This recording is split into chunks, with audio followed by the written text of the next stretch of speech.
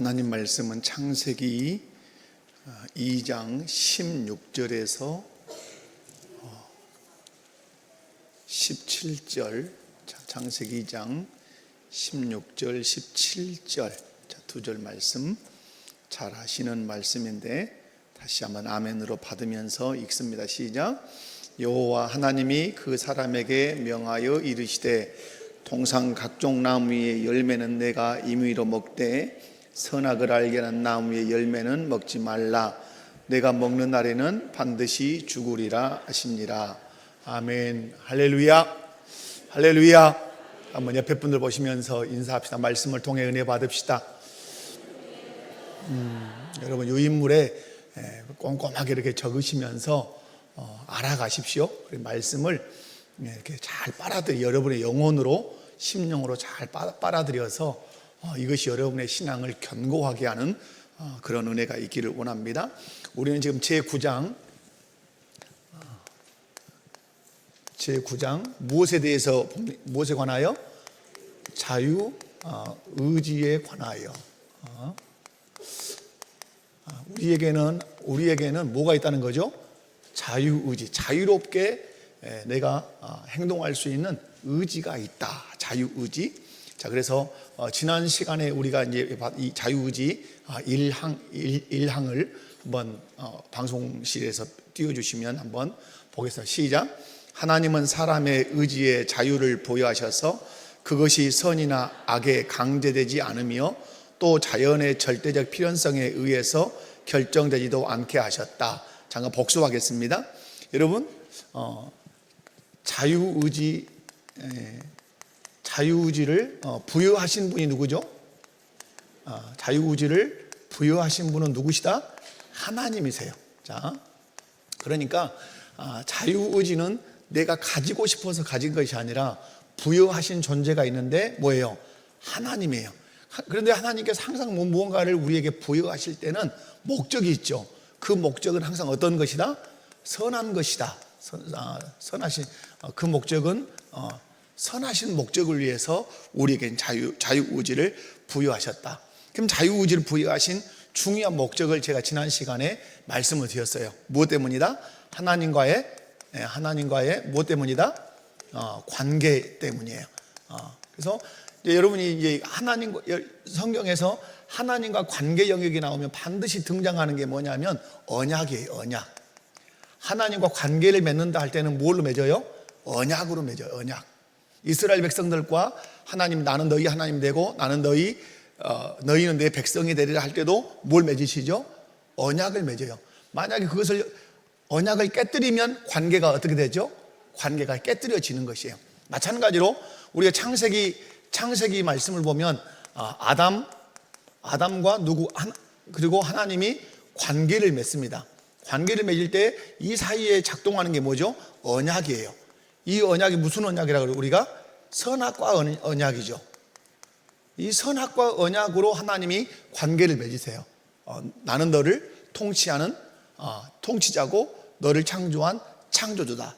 그래서 선악을 알게 한 나무 실과를 먹지 않으므로 내가 네 창조주고 내가 너의 왕이라고 하는 사실을 네가 인정해라. 그래서 아담이 그 언약을 받아서 선악을 알게 하는 나무의 실과를 따먹지 않으면 누구로 인정하는 거죠? 하나님을 자신의 창조주로, 자신을 통치하시는 왕으로 늘 인정하는 것이 되죠. 그런데 어느 날 선악을 알게 하는 나무의 실과를 따먹음으로 말미암아서 뭘 파괴하죠?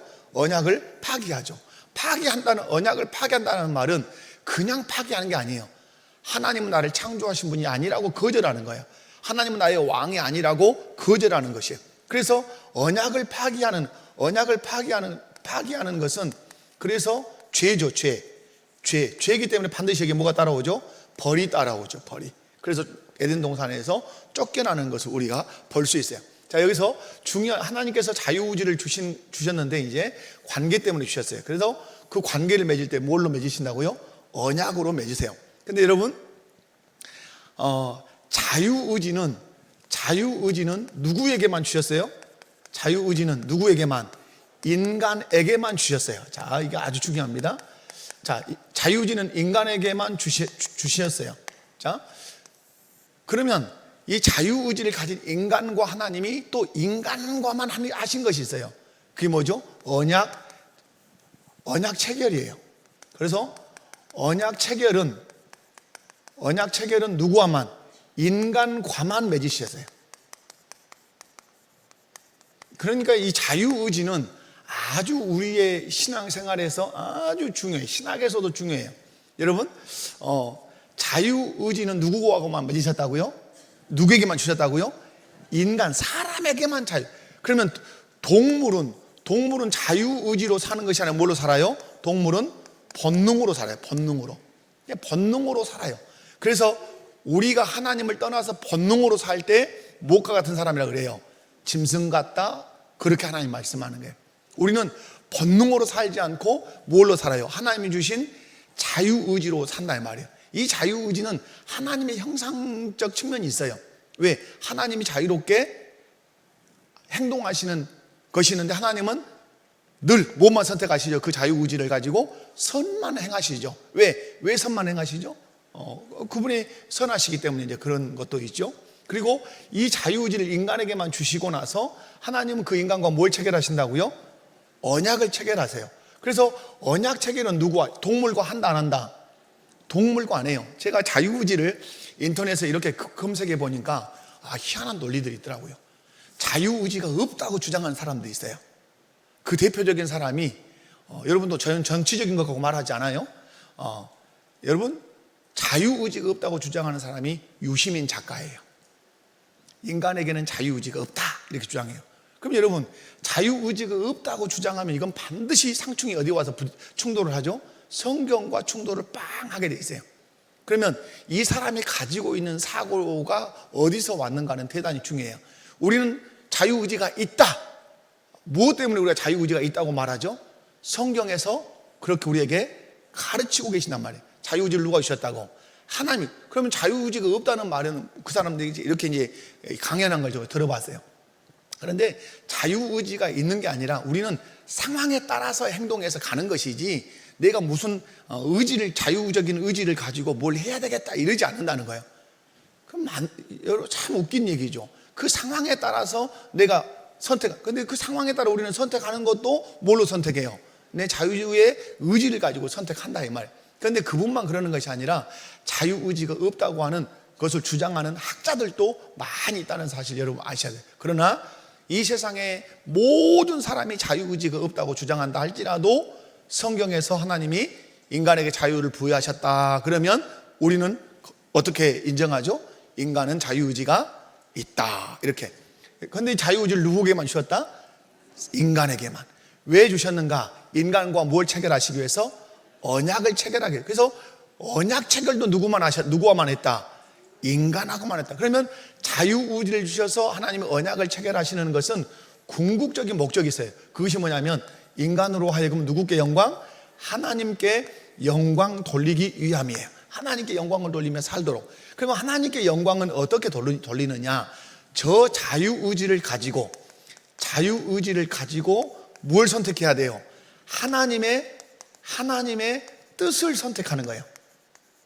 하나님의 이 자유의지를 가지고 뭘 선택한다고요? 하나님의 뜻을 선택할 때 그때 하나님은 뭘 받으세요? 영광. 그래서 우리가 먹든지 마시든지 무엇을 하든지 다 하나님의 영광을 위해서 하라 이 말은 하나님의 영광을 위한다면 네가 먹는 것도 네가 입는 것도 마시는 것도 하나님의 뜻에 합하게 네가 선택해야 된다 이런 말씀이에요. 그래서 여러분 자유의지는 인간에게만 주셨고 인간에게 자유를 주신 것은 그 인간과 뭘 체결하기 위해서? 언약을 체결하기 위해서 인간에게만 이 언약을 체결하셨어요. 그리고 인간과 언약을 체결하셔서 하나님이 하시고자 하는 건 뭐죠? 그 인간이 누구께 영광? 하나님께 자유의지로 특별히 여기서 뭐냐면 자발적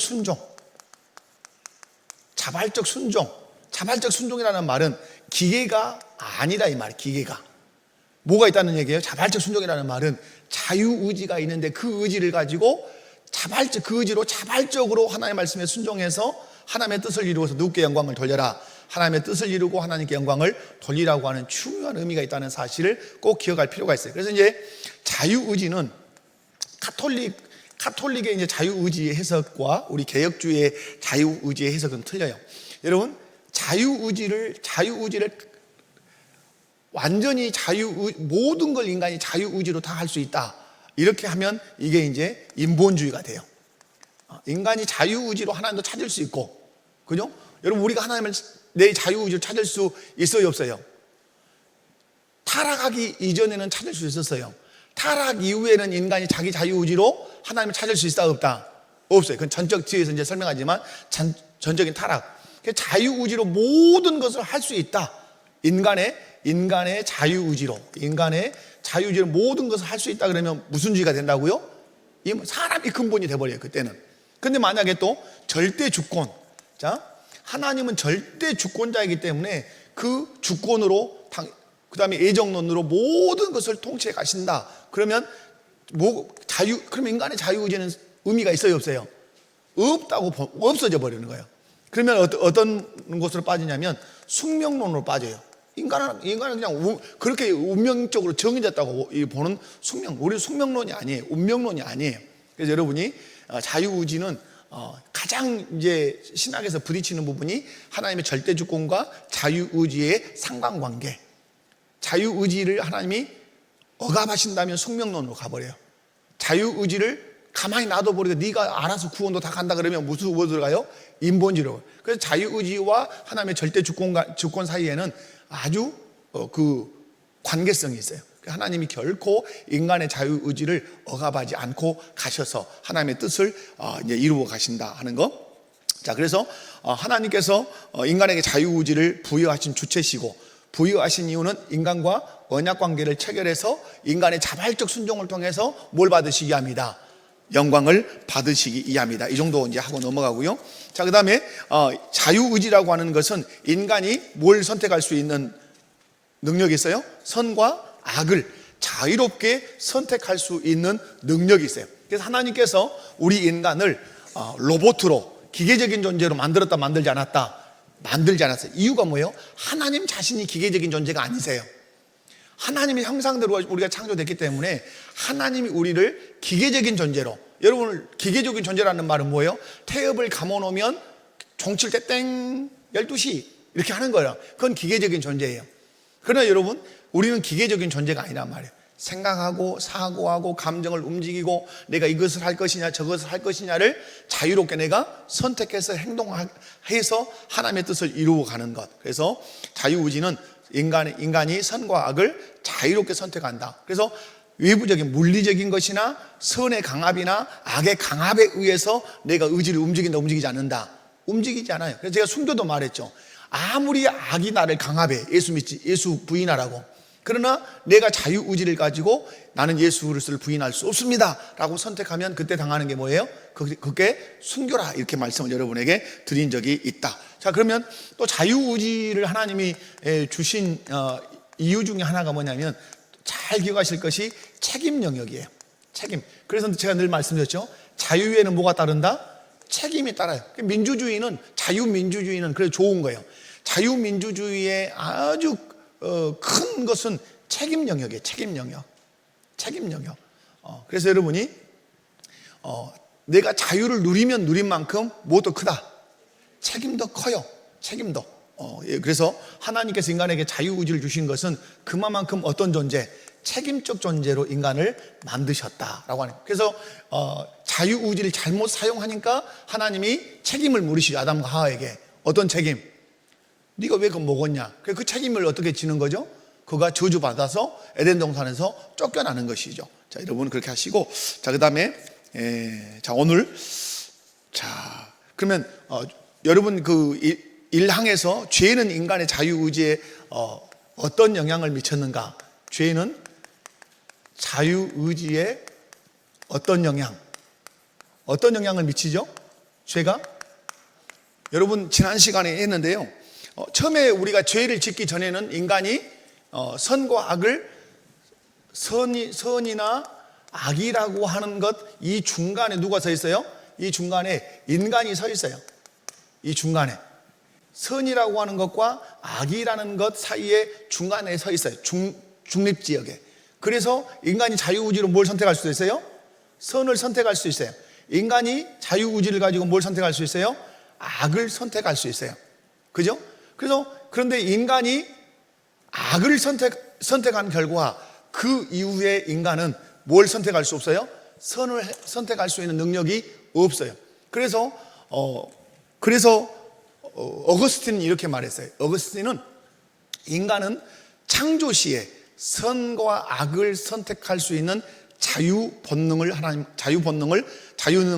받았으나 타락한 이후에는 그는 죄를 짓는 능력은 남았으나 선을 행할 수 있는 능력은 사라져버리고 말았다.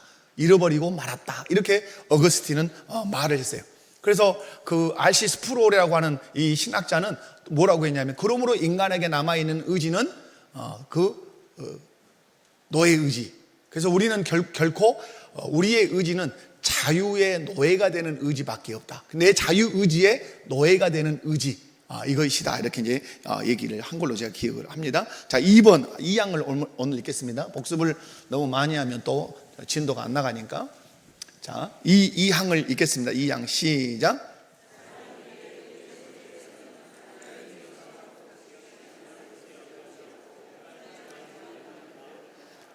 그러나 그는 오히려 그것으로부터 타락할 수 있었다. 자, 사람이 그의 어떤 상태에서는, 무죄 상태에서는, 타락 전이에요. 무죄 상태에서는 어땠어요? 무죄 상태에서는 하나님께, 대상이 분명하죠. 누구께? 하나님께 어떠하고?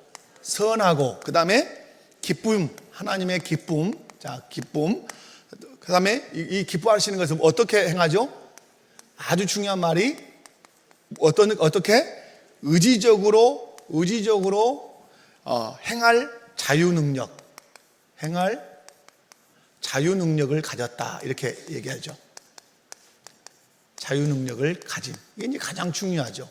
자, 자유능력을 가졌는데 어떻게? 의지적으로 내가 자유롭게 행동할 의지를 가졌는데 뭐 하도록? 하나님께 선과 기쁨이 되게 하기 위해서 하나님이 뭘 주셨다?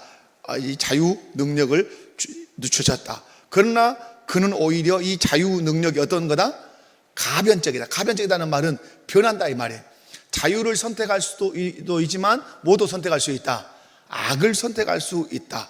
그래서 여기서 그것으로부터 어떠할 수도 있었다. 타락할 수도 있었다. 타락할 수도 있고 타락하지 않을 수도 있었다. 자, 학습 문제로 가겠습니다. 자, 1번 한번 읽습니다. 시작. 무죄 상태에서 아담은 어떤 상태였는가? 자, 무죄 상태에서 누구를 말하죠? 지금 아담의 상태는 뭐였냐 이 말이죠. 자, 무죄 상태에서 아담의 상태는 어떤 것이었는가? 아담에게는 두 가지 가능성이 있었어요. 아담에게는 몇 가지 가능성이 있었다고요? 두 가지 가능성이 있었어요. 자, 하나는 무죄 상태에서 아담은 하나님께 선하고 기쁘시게 할 의지와 자유와 능력을 가졌어요? 가지지 않았어요? 가졌죠. 죄를 짓지 않을 때는 하나님께 선하고 기쁘게 할 그런 의지와 자유와 능력을 가졌어요. 그런데 죄를 지은 상태는 하나님께 선하고 기쁘게 할 의지와 자유와 능력이 있었어요? 없었어요? 사라져버렸다 이 말이에요. 그래서 여러분 여기서 1번은 두 가지로 쓰셔야 돼요. 무죄 상태, 그 다음에 어떤 상태? 유죄 상태. 무죄 상태는 어떤다? 선을, 한마디로 이렇게 합시다. 선을 행할 뭐가 있었다? 선을 행할 자유 능력이 있었다. 이렇게 이제 쉽게 그냥 써요. 여러 가지가 의미가 있지만 선을 행할 자유 능력이 있었다 없었다? 그래서 어느 상태에서? 죄를 짓기 전에는. 그러니까 유죄 상태에서는 어떻게 되죠? 선을 행할 자유 능력을 상실했다. 이렇게 써놓으셔야 돼요. 자, 아담의 상태는 두 가지. 죄를 짓기 전에는 어떤 상태? 선을 행할 자유 능력을 그대로 다 가지고 있었어요.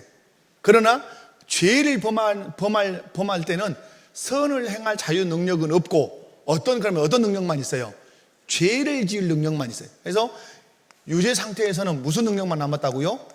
죄를 짓는 능력만 남어.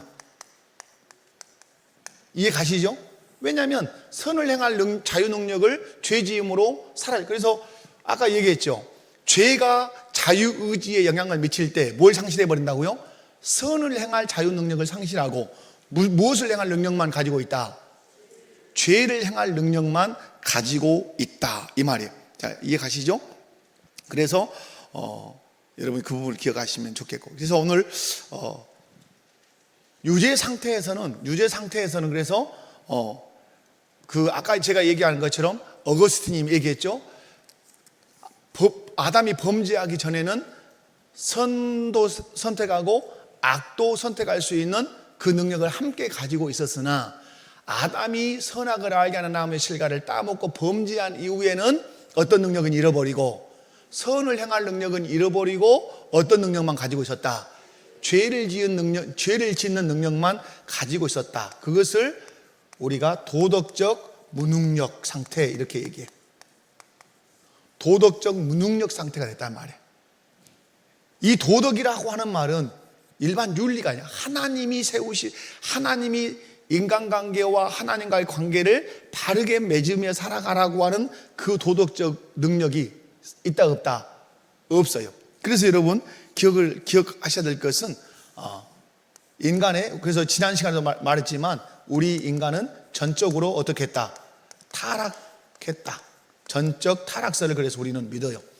조금이라도 선한 것이 우리 안에 있다 없다? 없어요. 조금이라도 선한 것이 있다면 그 조금이라도 선한 것을 가지고 우리가 구원도 받을 수 있고, 조금이라도 선한 것을 가지고 도덕적인 행위를 할 수가 있단 말이에요. 그러나 우리는 죄를 범함으로 선을 행할 능력은 완전히 상실하고 뭐만 남았다? 죄만 짓는 능력만 남았다. 그래서 도덕적 무능력 상태에 우리가 이르게 됐다, 이렇게 보시면 좋겠습니다. 자, 3번으로 가겠습니다. 사망을 다 같이 여러분 이제 유인물에 있으니까, 자, 사망. 자, 시작.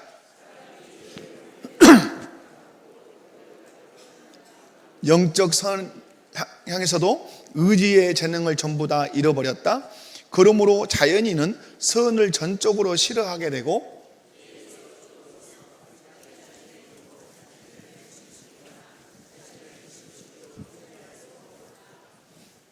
자, 사람이 죄의 상태에서 타락함으로 구원을 가져올 만한 아무런 영적인 그 선한 능력이나 의지가 있다 없다?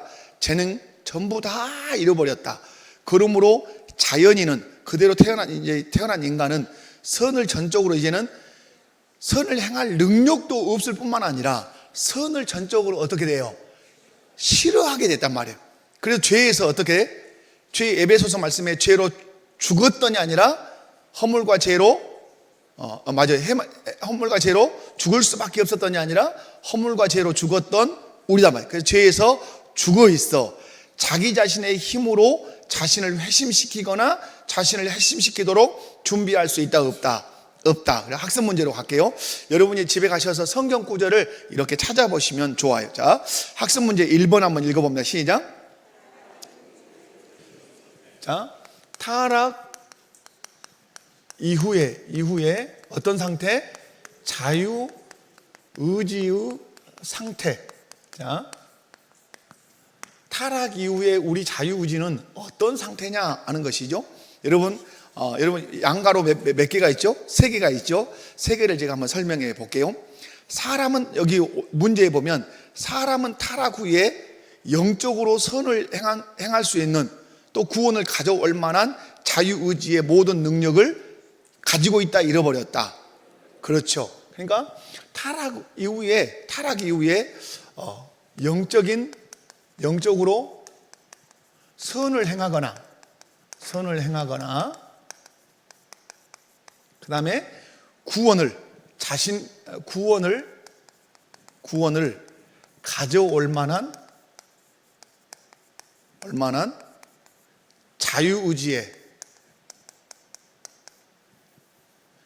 자유의지의 모든 능력을 어땠다고요? 상실했다. 상실. 이렇게 써볼게요. 자, 타락 이후에 우리는 어떻게 됐다고요?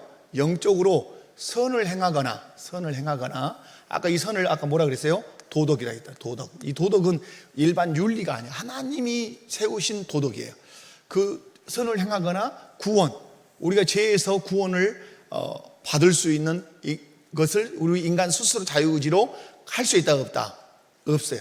그 모든 자유의지, 모든 능력을 상실했다. 그래서 여러분, 우리가 기억할 것은 아까 전적 타락설이죠. 자, 전적 타락설 얘기했죠. 타락했기 때문에 여기에 반드시 뭐 해야 돼요? 구원이 필요하죠. 구원의 필요성이 필요하죠. 그런데 여기서 기억할 것은 이 구원의 필요성이 있지만 자력구원을 할 수 있다 없다? 자력구원 불가능이란 말이에요. 잘 기억하셔야 돼요. 자, 인간은 전적으로 타락했어요. 선을 행할 능력 1%도 있다 없다?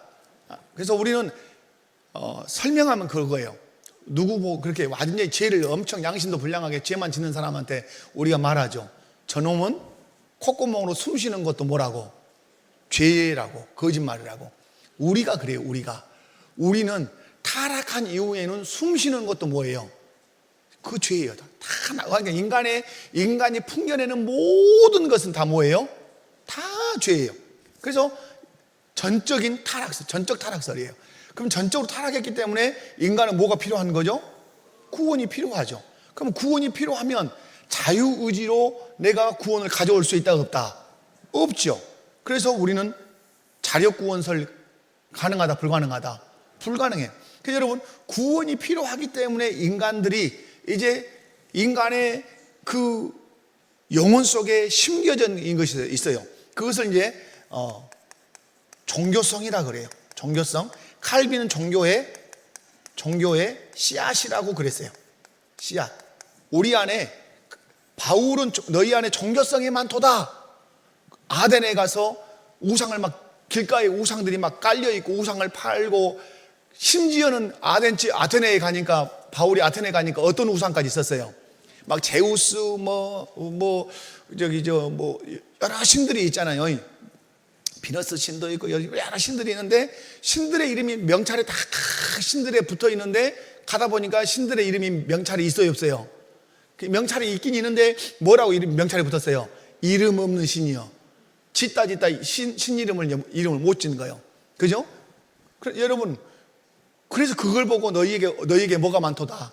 종교성. 다시 말해서 어떤 절대자를 찾으려고 하는 그 열망이 참 크구나. 그것을 칼빈은 뭐라고 했다고요? 우리 마음 안에 하나님이 어떤 씨앗을 심어놨다?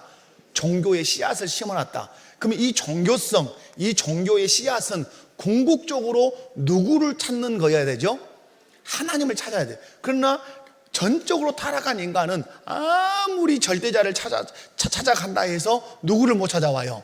하나님. 그래서 전적으로 타락한 인간들 안에 종교성과 종교의 씨앗이 있는데, 그래서 이들이 만들어 놓은 게 뭐예요? 이 세상에 수없는 종교를 만들어내는 거예요.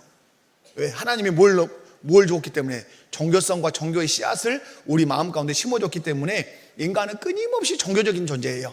그래서 여러분, 사람이 사는 동네라면 항상 거기에 뭐가 있어요? 종교가 있어요. 종교가. 왜? 하나님의 사람 속에 종교성을, 종교의 씨앗을 심어놨단 말이에요. 근데 이 종교성과 종교의 씨앗은 궁극적으로 누구를 찾도록? 하나님을 찾도록 해놨는데, 찾을 수 있다 없다? 없어요. 열심히 더듬어서 찾지만, 그죠? 더듬이를 가지고 막 찾지만 하나님을 못 찾고, 그래서 만들어낸 게, 그래서 종교에서 뭘 만들죠? 우상을 만드는 거죠. 우상. 이래서 우상이 나오는 것이죠. 여러분이 기억할 것은, 우리는 전적으로 타락했기 때문에 뭐가 필요하다? 구원이 필요해. 구원이 필요한데, 우리 자력으로 구원이 가능하다 불가능하다? 자력으로 가능이 불가능해. 그러면 자력으로 구원이 불가능하면 어떻게 구원해야 되죠? 우리의 구원은 그래서 타력구원설이에요. 무슨 설? 타력구원설. 타력이라는 말은 뭐예요? 외부에서 개입해야 된단 말이에요. 외부에서 어떻게 해요? 개입해야 돼. 내 스스로는 구원을 이룰 수 있다 없다? 하나님이 계셔도 못 찾고 예수님이 십자가에 못 박혀 죽으셨어도 예수님은 몰라요. 왜? 나는 내 자유의지는 죄로 인해서 완전히 모든 능력을 상실하고 남아있는 능력이라고는 하나밖에 없어요. 무슨 능력? 죄 짓는 능력밖에 없단 말이에요. 그래서 내 자력으로 구원이 불가능하니까 하나님이 개입하시는 것이죠. 여러분, 그래서 요즘 찬양이 있죠. 시간 속으로. 여러분, 하나님은 시간 밖에 계시는 분이죠. 시간이라고 하는 것은 창조된 거예요. 시간과 공간은 어떤 거라고요? 창조된 것이에요. 그래서 하나님은 시간 밖에 계세요. 그 세계를 우리는 무슨 세계라 그래요? 영원이라 그래요. 영원. 영혼은 시간 개념이 아니에요. 영혼 개념에는, 그래서 시간 개념은 엔트로피 법칙이 작동해서 시간 개념에는 그래서 쇠함이 있고 늙음이 있고 이러죠. 그러나 시간 개념이 벗어난 영혼 개념으로 가면 쇠하거나 늙거나 이런 것이 없는 것이죠. 영원하단 말이에요. 그래서 여러분, 이 시간 속으로 시간이라고 하는 말은 다른 말로 역사란 말이에요. 시간이 흐르고 있다는 말은 뭐가 진행되고 있어요? 역사가 진행되고 있어요. 그래서 시간 속으로, 역사 속으로 들어오시는 분이 계신데 그분이 누구예요? 그분이 예수 그리스도단 말이에요. 그래서 예수 그리스도를 보내셔서 우리를 구원하세요. 왜? 자력으로 구원이 불가능하니까 누구를 통해서? 타력, 밖에 하나님의 힘으로 우리를 구원하시는. 그래서 우리는 자력 구원설이 아니라 어떤 구원설이다? 타력 구원설이다. 할렐루야. 여러분이 꼭 그렇게 기억을 하시면 좋겠어요. 그래서 자력 구원은 불가능하다. 자기 힘으로 회심하거나 또 예수 그리스도를 믿거나 할 수 있다 없다? 없다. 자, 그런데 이제 그래서 여러분 반가로를 여러분이 답을 쓰시면 또 답을 꼭 써야 되는 분들이 있어요. 꼭 반가로를 쳐놨으면 가르쳐 주제 그냥 지나가냐. 자, 1번은 그렇게 쓰시면 돼요. 사람은 타락 후에 영적으로 선을 행할 만한, 또 구원을 가져올 만한 자유의지의 모든 능력을 잃었다. 이렇게 쓰시면 돼요. 그러므로 니콜 자력구원 불가능. 그래서 자력구원 불가능하면 여러분이 써야 되죠. 무슨 구원이다? 우리는 타력구원이다. 그 타력으로 오신 분이 누구다? 예수 그리스도시다. 그래서 자력으로 구원이 불가능한데 자력으로 구원을 이룰 수 있는 것처럼 인간이 용을 써서 만들어낸 게 뭐다? 그것이 종교고 그것이 우상이다. 이렇게 보시면 돼요. 자, 반가로 2번을 설명을 드리면 최초의 사람 아담의 후손은 모두 자연인으로 태어나요. 그들은 선을 전적으로 싫어하고 죄로 죽었기 때문에 자기 힘으로 회심하거나 회심을 준비할 수 없다. 자, 무슨 말이야? 우리 인류의 대표인 아담이 죄를 범한 이후에 아담의 후손으로 태어나는 모든 사람들은 누구로 태어난다? 죄인, 자연인이라는 말은 죄인으로 태어난단 말이에요. 죄인으로 태어난 사람은 뭘 싫어해요? 선을 싫어해요. 뭘 좋아해요? 죄를 좋아해요. 죄를. 그래서 우리가 죄를 지어서 죄인이 아니라, 아담 이후의 인생들은 죄를 지어서 죄인이 아니라 죄가 있기 때문에 죄를 짓는 것이다. 이게 죄론이죠. 개혁주의 죄론이란 말. 우리가 아담 이후에 태어난 사람들은 내가 죄를 지어서 죄인이 아니라 근본적으로 죄인으로, 종자가 뭐예요? 종자가 죄인이요. 그러니까 죄를 지을 수밖에. 그래서 선을 전적으로 싫어하고 죄로 죽었기 때문에, 죽을 수밖에 없었던이 아니라 죄로 죽었기 때문에 내 힘으로 회심 가능하다 불가능하다? 회심 불가능하고 회심을 준비할 수 있다 없다? 준비할 수 없다. 자, 세 번째는 아주 이제 중요하죠. 그러면 질문이 생기죠. 그러면 그렇게 전적으로 타락했는데 왜 인간은 선을 지향하고 또 도덕적으로 바르게 살려고 하느냐, 이런 것이 있죠. 여러분 그러죠. 완전히 우리가 전적으로 타락해서 죄만 좋아한다는데 윤리적으로, 우리가 말하는 윤리적인 삶, 이걸 추구해요. 추구하지 않은 사람이 일반 자연인들이 말하는 자연인이에요. 예수 안 믿는 사람들도 윤리적으로 그래도 바르게 살려고 해요, 안 해요? 하죠. 그죠? 이걸 추구한다. 도덕적으로 살려고 하죠. 선하게 살려고 하죠. 그러면 이걸 어떻게 설명할 거냐? 이것이죠. 여러분, 왜 윤리적으로 살려고 하고 일명 선하게 살려고 하고 사람은 그렇게 하죠? 이것은 무엇과 관련이 있죠? 이건 하나님의 형상에 대한 설명이 있어야 돼요. 여러분, 죄를 지음으로 파괴된 게 뭐예요? 하나님의 형상이 다 깨뜨려져 버렸죠. 뭐가 깨뜨려졌다고요? 하나님의 형상이 깨뜨려졌단 말이에요. 그러면 그 형상이 완전히 깨뜨려져 가지고 없어져 버렸냐? 그러잖아요. 그렇잖아요. 하나님의 형상이 깨뜨려졌으나 여전히 우리 안에 뭐가 있어요? 하나님의 형상이 있단 말이에요. 여러분, 쉽게 얘기하면 거울이 있어요. 하나의 거울이, 예쁜 거울이 있었는데 이 거울이 산산조각 나가 깨뜨려져 버렸단 말이에요. 깨뜨려졌어도 그 거울 속에 누가 비쳐요? 자기가 비친단 말이에요. 마찬가지로 하나님의 형상으로 온전히 있을 때는 우리는 하나님이 나를 지으신 의도대로 내가 선을 향하며 살 수도 있었다 이 말이에요. 그런데 그 형상의 죄로 인해서 산산이 깨뜨려졌으니까 아예 아무런 선을 향할 능력도 없냐? 그렇지 않단 말이에요. 깨뜨려졌으나 여전히 하나님의 형상이 깨뜨려진 채로 어때요? 남아있어요. 그러니까 그 남아있는 그 형상이 우리로 하여금 뭘 추구하려고 하죠? 그 윤리적으로 도덕적으로 선하게 살려고 그렇게 한다 이 말이에요. 그래서 타락으로 인간이 죄로 물들었지만 여전히 인간 안에 깨진 뭐가 있다? 깨진 하나님의 형상이 있어서 도덕적으로 또 행동하려고 하고 선을 추구하려고 하는 경향이 우리에게 있다. 그래서 여러분, 이 깨진 하나님의 이 형상으로 하나님이 뭘 유지해 가느냐? 사회 질서를 유지해 가는 거예요. 지금 이 사회의 질서 유지를 뭘로? 깨진 하나님의 그 형상을 작동시켜서 기본 질서를 유지해 가게 하는, 이게 아주 중요한 거예요. 타락했음에도 불구하고 여전히 깨진 하나님의 형상이 누구 안에 들어있다? 사람 안에 들어있다. 그것을 가지고 윤리적으로 선하게 살려고 이렇게 애를 쓰게 하셨다. 또 하나는 이제 뭐냐면요, 양심의 문제가 하나가 있어요. 이건 뭐 같이 연결된 건데요.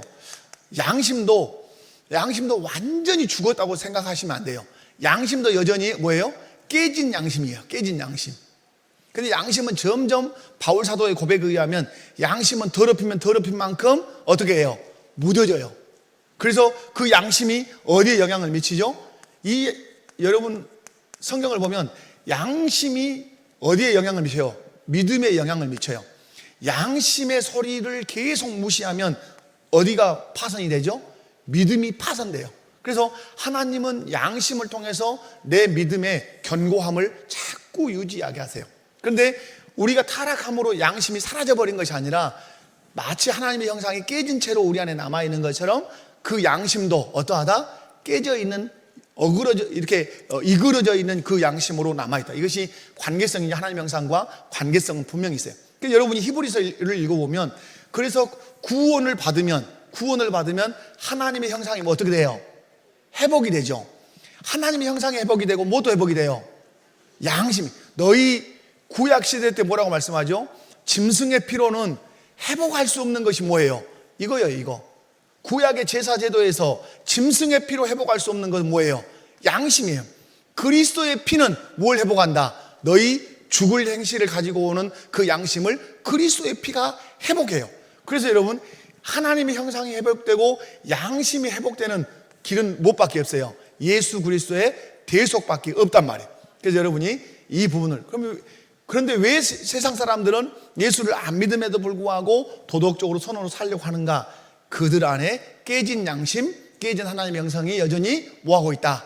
작동하고 있기 때문에 그렇다. 그 깨진 하나님의 형상과 깨진 양심의 작동을 통해서 하나님은 기본적으로 이 세상이라고 하는 사회 질서를 유지하도록, 구동되도록, 움직이도록 하나님이 그렇게 역사하고 계신다. 그런데 여기서 중요한 거예요. 여기서 이제 제가 쓰려고 하는 거 그러나예요. 그러나 아무리 깨진 하나님의 형상과 하나님 그 깨진 양심으로 선을 행하고 윤리적인 것들을 행한다 할지라도 이들의 자유의지는